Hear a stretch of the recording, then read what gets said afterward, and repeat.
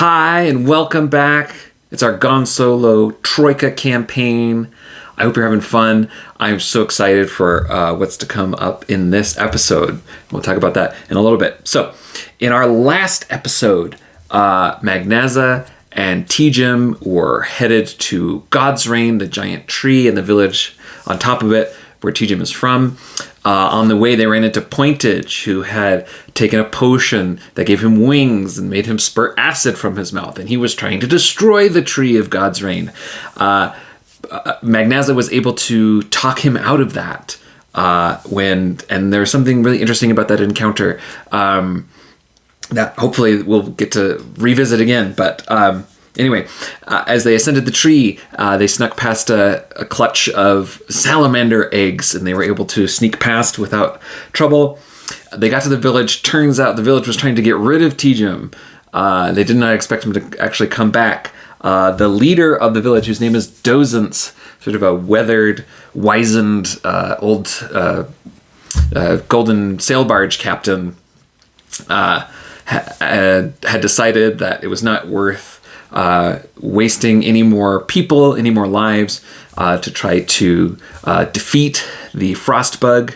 Instead, she accepted that some of the population being frozen over, frosted over, and enfeebled was an acceptable cost to pay.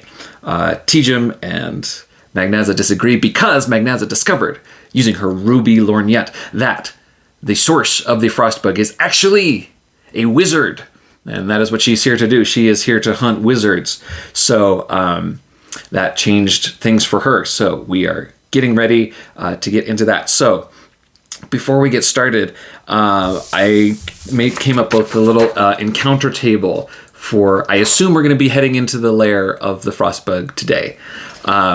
So I made a list of things that we know about this lair. So here's some things we've established. We know that it's frozen over. It's frosted over. Presumably the frostbug has frost powers. I think that's a reasonable assumption. We know we're in a giant tree. Okay, and so things are frosted over. There are branches frosted over, and that's part of creating the icy passages. We know there's a frostbug that lives there, whatever that is. We don't know. We know that there's sorceress activity, wizardly activity. Great, and we have heard rumors that there is treasure. So based on all that, and leaving room for unexpected surprises and discoveries, that is what I have come up with our encounter table. So we will see what comes to bear on this situation as we head in. So let's get started.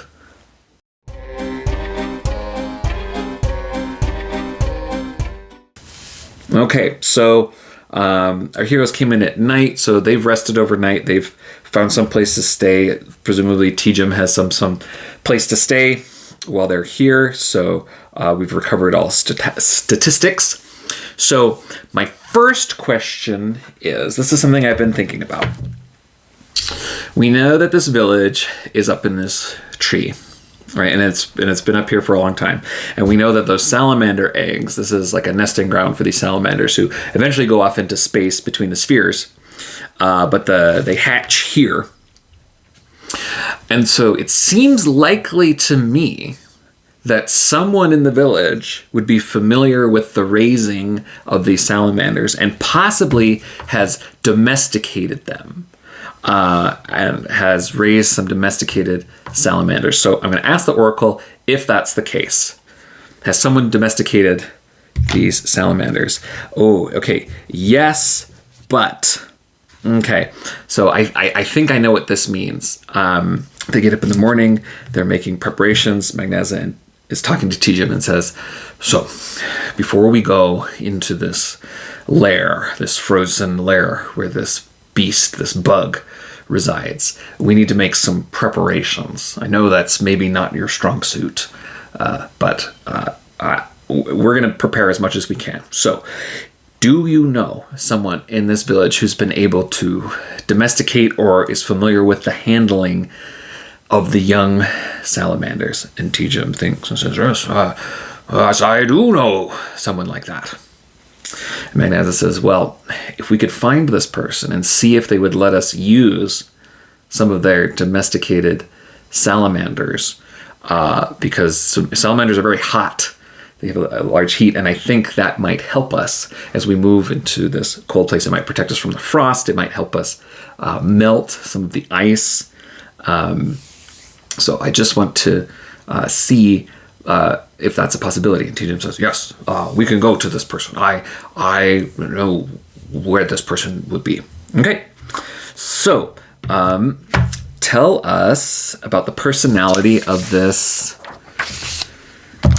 salamander tamer.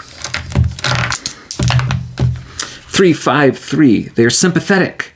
Great. And we don't really need to know about their character because we already sort of know who they are. But because of the but that we got on the Oracle, I think they are one of the people who is frozen over. Oh, and because we're setting our scene, so we're going to go meet with this salamander tamer. Let's roll in our event die, see if anything else comes to bear. There's something going on. We'll roll on the story cubes. So we've got like sort of a lighthouse or a tower.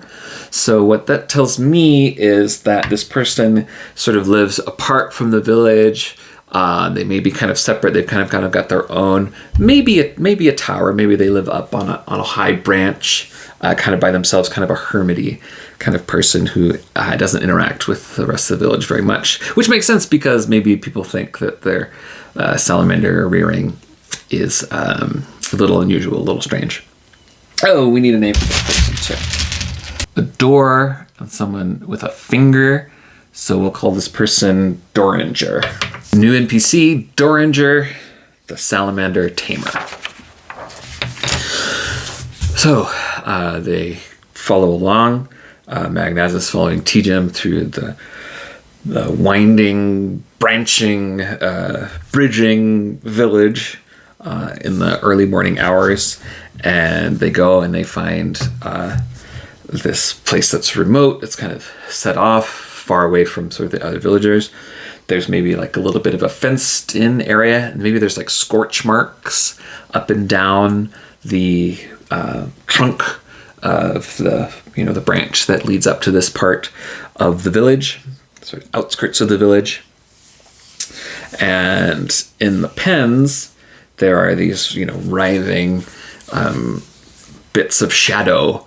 They are almost too hard to look at. You really can't see them, but and then there's little bits of flame inside the shadow, and occasionally they shoot off little bursts of flame, or maybe it's just heat, that the heat is just so radiating off it just kind of scorches the bark ground where they live. And so Teegem goes up and knocks, or maybe there's some sort of bell pull or whatever, and says, Doringer, it is I, Teegem. I and my heroic companion have come to request assistance. And there's some delay, and there's some rumbling around and maybe some crashing, things kind of falling over, pots and pans, maybe a glass breaks or something. And then coming out is this, not an old man, but he's hunched over and he's got frost kind of all covering over, kind of shooting off of him as if he had been standing in a frost storm. And he says, "Oh, hi, Teegem. I'm really not feeling well today, but do you think maybe you could come back another time?" And Teegem says, "Listen, my friend has had a brilliant idea. We are on our way to slay the frostbug, and we were wondering if we could perhaps borrow some of your tame salamanders to take into the lair." And Doringer says, "Oh, well, I'll tell you this much. Their heat doesn't work on the frost, on the people. I don't know, maybe we'd be able to help in the lair, maybe keep you warm, but this frost is magical. And at least when I've tried to warm people up, it just doesn't work. But it might keep you warm inside the lair. That might be helpful. And Magnaza turns and is like, well, that will be helpful. It might be very cold inside with all that frost, all the ice. So anything that can keep us warm to protect us, I think, will be a boon. Is Doringer willing to part with his beloved creatures? No, but I really just, I haven't been able to take very good care of them. I really don't want to part with them. But if you could do me a favor, maybe that would be okay. If you could maybe sort of take care of them, feed them, that would be a good help. That would be okay. Maybe not all of them. Maybe just, how many? 1, 2, or 3? Oh, 3. You could take 3. That would be okay. But you need to feed them, take care of them, because I've just been too frozen over to be able to take care of them. Great. What does a salamander eat? Okay, so I asked the story cubes, what do salamanders eat? And it said coins. So gold. That makes sense. Maybe that's why they're attracted to golden sail barges. It looks like food to them. Magnaza turns to Teegem and says, I don't really have any gold or coins at the moment, but he said there's treasure in the lair, right? So maybe if we're able to find some of this treasure, we could feed it to the salamanders, and that would help. Teegem says, yes. Excellent plan as well, Magnaza. You are a truly great companion to me on my quest. Great. So that's the plan. So they're able to, there's some sort of leash or, it seems weird to kind of leash a moving shadow, but obviously Doringer has figured out this, and they're able to take 3 salamanders with them. That's going to be a big help if we run into anything. Okay, so because these salamanders are smaller, they're not as full grown or fully developed, I took this stat block that's in the book and just kind of reduced everything a little bit. I'm not really sure if these count as henchmen, but I reduced their initiative to 1. So in the game, henchmen only have 1 initiative. If you get into combat, they just get the 1 cube. So that's how we'll deal with that. So Magnaza is feeling prepared to head into the lair. So they're equipped. They've got a heat source. And they're gonna head into the lair. Is there an event that comes to bear on this situation too? We're gonna roll on the NPC table. Interesting. 1-1. Myconet. Oh, interesting. What on earth does Myconet want? So we got shovel, burying, keeping secrets hidden. Yeah, I think that's maybe where we are. So as they are heading out of the village, and as they're going past the buildings that are built onto these branches, there's starting to be more and more frost that's covering over them, and then finally they're walking on ice and sort of crunching on snow, and then before long, all the surrounding area is just covered in ice, and in between the branches you sort of see these tunnels of ice and snow that branch off into many different directions, and they are about to head in when suddenly like this magical portal kind of opens up. Sort of this cloudy vision appears, and it's Myconet, and he says, Magnaza, I hope I have not caught you at a bad time. And Magnaza says, ugh, can't believe you're calling me. Look, I'm about to get into something. If you want me for another job, talk to me in a little bit. I'm really not available at the moment. He said, no. recently I had Olympus visit me, and I think he's on to us. You haven't seen him? Have you been aware of him? And Magnaza says, well, he did send a sympathy serpent to try to kill me, or I don't know what it was trying to do, but it attacked me at the docks. So yeah, I think he might be onto me. And Magnaza, oh, that's very bad. That's very bad. Well, anyway, do your best to cover your tracks, to hide and bury the evidence, because I do not want Olympus to trace it back to me. So if he does track you down, if he does capture you, just don't say it was me. Great, good talk. And he heads out. All right, well, little beads on that thread coming back, but nothing too big impactful as we head into our lair, into our sort of a dungeon scenario. Okay, so this first room, I've decided there's two paths, and then on each room we're going to roll on our table and see what's in. I say room, but it's really just spaces within this lair. So there are sort of two ways to go. So I think what Magnaza is going to do first, she's going to try to scout ahead onto one of the routes and see what's ahead, see if she can get information about which of the two ways to go, and then move forward. So we'll go ahead and roll on sneak. So roll under sneak, that's a success. So if there's anything in this room, I will not be aware of her. All right, so what is in the left passage? All right, we got 63. It's a clue to the wizard. So we know that there's a wizard behind all of this.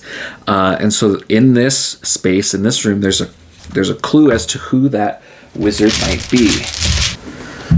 So we've rolled an ant, an insect. As Magnaza sort of peers down that tunnel, she starts to see maybe there's little larvae that are crawling up and making little paths up and down the frost. And as she's looking at the larvae, she's seeing the larvae, she is reminded of someone, a wizard that she... Obviously, if this is a clue... is this a wizard... Is this a clue to a wizard that she's interacted with before? Yes, absolutely yes. Okay, so she has definitely recognizes this kind of insect magic. This is a wizard that she has hunted before. So we're going to go ahead and come up with a name for that wizard. So we got somebody who might be a ogre, and then someone pushing up against a wall. So we'll call him Ogre Push, the Insectomancer. So as Magnaza is looking down this passageway, and there's something about the way that the pupa, the larvae, are moving, and she realizes, she says, "Oh, of course, why didn't I think of it before? Ogre Push. I've fought him before, I've hunted him before, but he's always eluded me, and here he is again." All right. I think I'm also going to add a new thread. We don't know exactly what the history is between Magnaza and Ogre Push, but I think it warrants a thread. Maybe we'll get more information about the history behind these two. The hunt for Ogre Push. So she's seen what's down that direction, these sort of caverns that split. She's going to sneak past. She already passed on her sneak roll, so I'm not going to make her roll again. But she's going to see what's down this, the right passage, and then we're going to decide which direction seems like the way that we want to go. So we're going to roll on our encounter chart. 15. Unexpected. So we're just going to roll a story cube. That's going to tell us what's going on in this other passage. All right. Oh, weird. Okay, so there's like someone in a cryo chamber. Oh, what if, because we know there's these frozen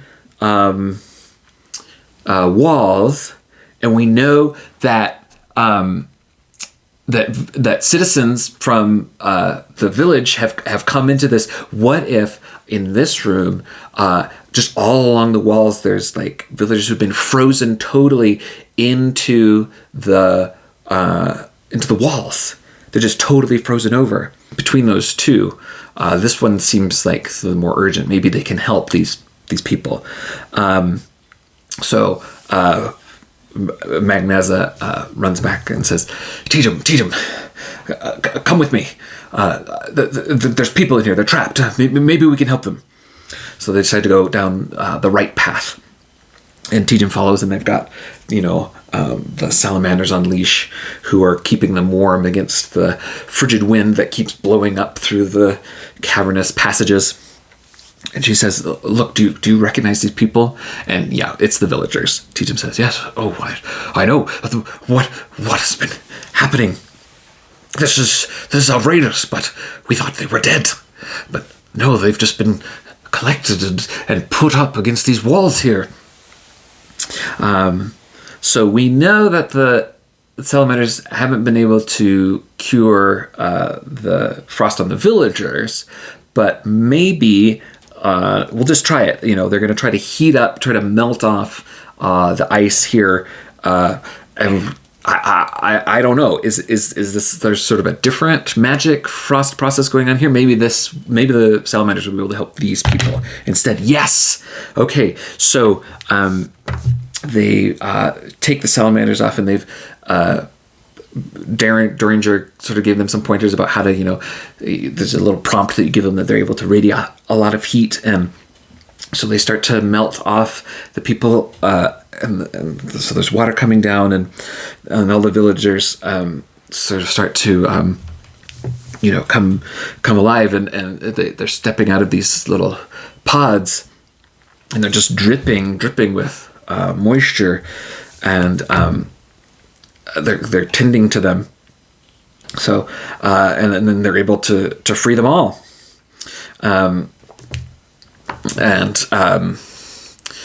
Teegem says, "Fear not, people of God's reign. We have come to rescue you. You are safe now.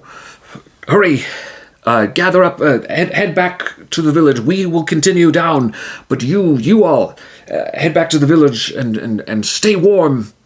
I think maybe they send, because they're going to keep going, right? They just want to get these people back to safety. I think they're going to send one of the salamanders with the group. They're able to support each other. There's some people who maybe not in as not as good of condition as the others, but this is what they're going to do. So they give up one of their salamanders to keep them warm, as that crowd of people, all the people who have tried and failed so far to freeze or slay the frostbug. You can't freeze a frostbug. You can try to slay it, though. All right. So they go. They have rescued. So the village. Wow, that's cool. I didn't even realize that was going to happen. So are they going to keep going this way, or are they going to go back to the larva? I think they're going to keep going this way. So let's see what they encounter further down. All right, we've got a 53. So they head down the passage from where all the people were frozen on. Maybe it's kind of slopes down a little bit, and they come to a gap in the frost. Right at this point, they've been able to continue to walk on the frost, but here there's a large hole where the frost hasn't totally taken shape, and And we know that they're up in a giant tree, so not only is it a hole in the ice, it just goes down, down, down, all the way down from this massive tree. So if they want to keep going this way, they're going to have to find a way across. And I think at this point, Magnaza says, maybe we should turn back. Let's go back the other way, see if we can find a route away from those, on the side of those larvae. So they decide to do that. So they head back, and maybe there's a few little stragglers who are heading out, and they're able to catch up and shepherd the rest of the villagers out the entrance area and make sure that they're all safe and they're taken care of. And then they're going to go back the other way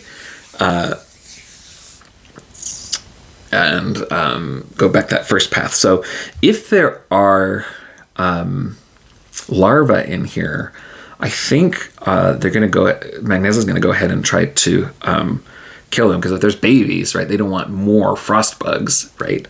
But are the larvae able to put up a fight at all? They didn't notice her the first time. Do the larvae put up a fight? No, they don't put up a fight, but there's some sort of other risk. Maybe they have to resist getting frozen over. So we'll test luck. Okay, yeah, and so Magnaza will spend a luck. So they're able to stay warm next to the salamanders, but they take their swords and they're just slashing through all the larvae. And the larvae are sort of spurting little like baby frost clouds. But Magnaza is able to keep close to the salamanders, and Teegem, for that matter, is able to stay close to the salamanders and not get frozen over with frost. All right, so they're going to continue down this passage and see what we find. What's going to be in this room area. Okay. 45, a sorceress, obstacle, or hazard. Okay, so we know that, or Magnaza strongly suspects that it's Ogre Push, and so Ogre Push has some sort of magic something. So I've got scissors cutting, and we know Ogre Push is like an insect-themed wizard. So maybe here there's just like a giant mandible that's like, and it's magical and it's wizardy, but it's just like slashing through the room. This is like some sort of protection or like a leftover spell, or anyway, some part of his magic has manifested and is here like slicing through. So is it intelligent? Does it respond to them? Does it seem aware that they're here? Yes, but in a very limited sense. So as they kind of come, they see this giant sorceress mandible swinging back and forth. I say mandible, I just mean like one half of it, and it's like swinging around like a flying sword or something, just because it's weird and gross and cool. And as they step in, it seems to kind of like be aware, but it doesn't have like eyes. It does, it has minimal senses. So it's like, so the question is, are they able to sneak past it? Yes. She rolls under her sneak. She has 6. She rolled a 5. So she's able to lead Teegem, and they each have a salamander now, each keeping them warm. And they go and they sneak past, and then at one point the mandible notices them, and they just stop. They hold still, and the mandible like sweeps like over them. But they keep going. All right, so where are we at now? Moving on to this next area. We're just zipping through this. We're having fun. There's all sorts of crazy stuff. All right, 26. an unexpected creature, or NPC encounter. Is it a creature or an NPC? It's an NPC. Okay. Well, you know what? This is a troll. It's not quite an ogre, but I think what that means is Ogre Push is here. Ogre Push is here in the lair. All right. Well, that is not great. I'm going to make her roll again on sneak. See if Ogre Push is aware. Okay, she is sneaky. She has hidden them. Ogre Push is not aware. What is Ogre Push's personality? We need to know more about this. Wizard 322 wrapped. Okay, so he's like he's in the middle of a spell, or he's doing some sort of ritual or some sort of ceremony, and he's like really engaged, which would explain why he is unaware that Magnaza and Teegem and the salamanders are there. So he's in the middle of some sort of ritual. Maybe he's got books all spread out, and ingredients and candles, and he's drawn a sigil, and he's doing something really, really big and involved and specific. They poke over, and Magnaza is sort of watching this happen. And she turns to Teegem and says, "That's, as I suspect, that's Ogre Push. He's here. He's the one who's causing all this." And Teegem says, "You've hunted him before?" She said, "Yes. And he's always evaded me. This is my chance."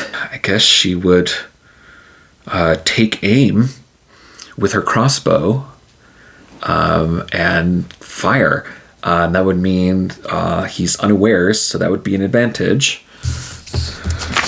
Okay, so we're going to need some stats for Ogre Push pretty quick. I know there's a stat block for like a wizard.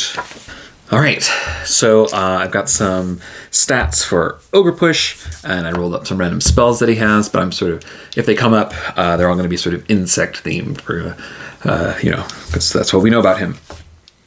All right, so Magnaza is going to see if she can hit Ogre Push with her crossbows unawares. She has to roll under crossbow fighting. Okay, she's rolled a 9. Which is not good, so we're going to test luck, see if we can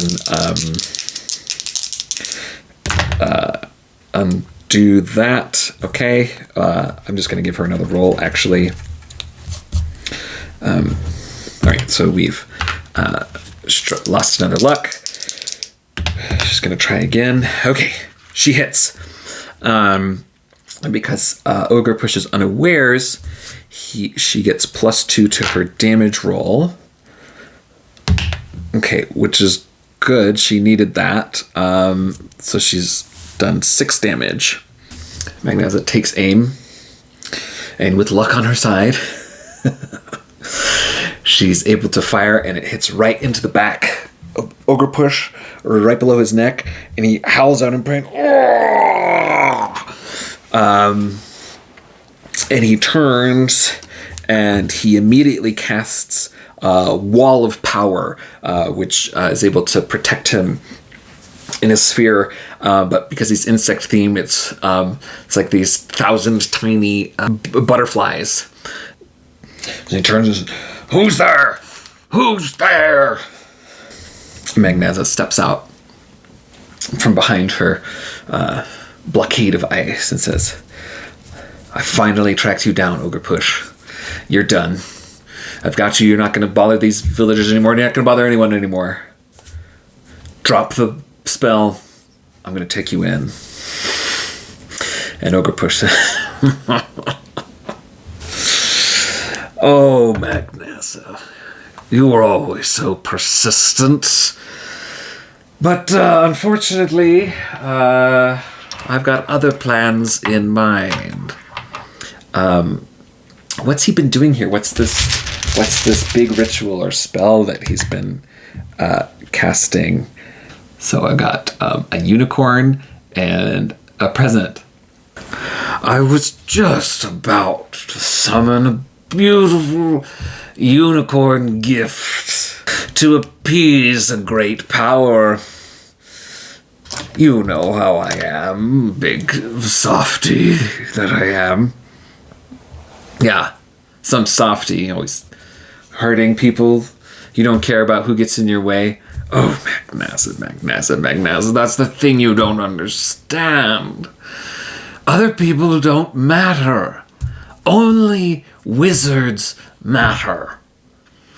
Wizards have the power, and anything that gets in their way, who cares? Because they're not wizards. Why should I care about that? Magnaza kind of rolls her eyes and looks over at Teegem and says, this is what we're dealing with. She says, I know you can't keep up that wall of butterflies forever.